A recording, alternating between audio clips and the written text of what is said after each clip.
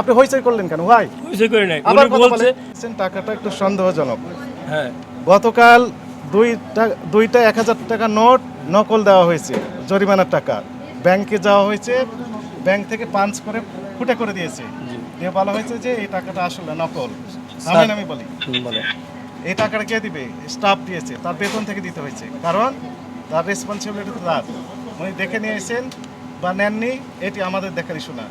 ব্যাংকের ট্রেজারিতে যখন জমা হবে, ব্যাংকের কর্মকর্তারা এগুলো দেখে নেন যে আসলে নকল। যদি নকল হয় তাহলে ওটা পাঞ্চ করে দিয়ে বলেন যে এই টাকা চলবে না। স্যার এটা কি এই টাকা যিনি স্যার এটা কি তাহলে নিয়েছেন, কি নকল? নকল বলা হয়নি আপনাকে। তাহলে উনি নেয় নাই, আমি বলছি যে স্যার এই টাকাটা কি আমি খারাপ? বলি, আমি তো আমার বক্তব্য তো আপনি শেষ করেননি। আমি বলছি আপনার কথা যে স্যারের কাছে আমি যাই, স্যারের কাছে চলে যে আসবে। টাকাটা আমি বলছি, উনি বলছে যে লাগবে না।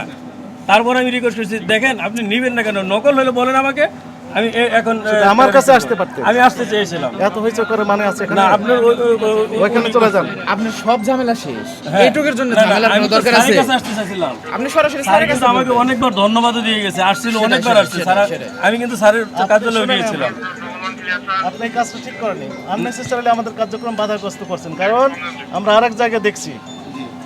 আপনাদের লোকে নিয়ে আসছে স্যার, আপনার কাছে চলে পড়ানো যান, আপনি ওখানে চলে যান। আপনি ঝামেলা শেষ হয়েছে, টাকা পয়সার ঝামেলা শেষ হয়েছে। টাকা পয়সা জামেল তো আগেই দিয়ে দিয়েছি। ঠিক আছে, কথা আছে আর?